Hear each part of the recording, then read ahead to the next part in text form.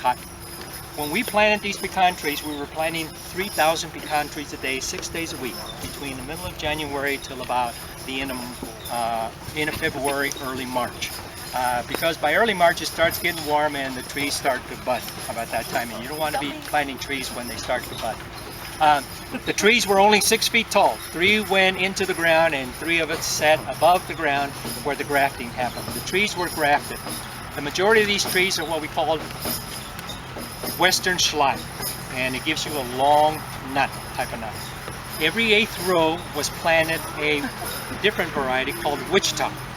And the reason they did that is they found out beforehand, that every 5th year the pollination cycle could be missed by the tree, depending upon the weather. So the Wichita tree, that 8th row of trees had a later pollination.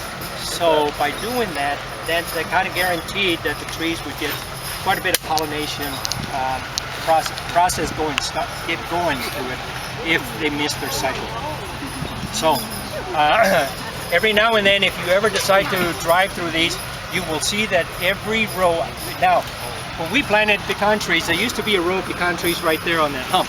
Every other hump used to have, and we used to plant them 15 feet apart by 30 feet between each other. During the growing period when they were still small, barley and wheat were planted in between and cotton was planted in between. He did that for about 15-20 years. After that, they started getting pretty wide, and then after that, he started pruning them out or taking out every other tree. She rotated fields a lot, right? Compared to like every other road now. What do you mean rotate? Didn't they rotate a lot of the Okay, they would rotate them. That's a shaker. Shaking the nuts stuff. When you go around the other way, you will see the sweeper sweeping up the nuts. Sweeping the nuts together in a row.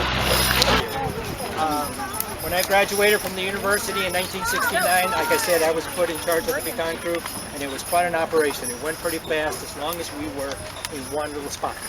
And we could plant a good 40 acres a day. It went pretty fast. Now, the Continental Farm has an old history. In 1914, the Kennedy family, Joseph Kennedy and a few of his investors thought that they were going to get into the rubber business before World War I. They thought that the Germans might then have an effect on the rubber industry coming in from the Southeast Asia, and they were going to experiment in the rubber business. And it didn't turn out to be lucrative like they thought it might be, so after the war they quit doing their rubber tree farming. And eventually that farm was sold to the Queen of the Netherlands, and Wilhelma, and she just rented out the farm to cotton farmers. And Mr. Walden did not buy the farm until 1948-49, and that's when he moved over there.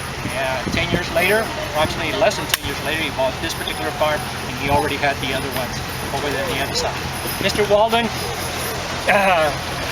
businessman that he was always thinking ahead. He says, what's going to happen when we have all these synthetics now? We're having rayon, nylon, and all that kind of stuff. He said, what are we going to do now? And by that time, that is the picker. He's picking up the pecans and they're falling into the trailer behind him. This is a road that is created by the sweeper.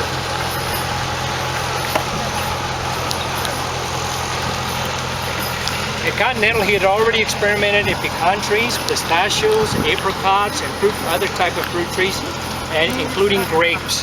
And he figured out that for this particular region, weather we have and the soil that we have, that 2 items would work very well: pecans and grapes. Grapes were very labor intensive, so his choice was pecans. Now,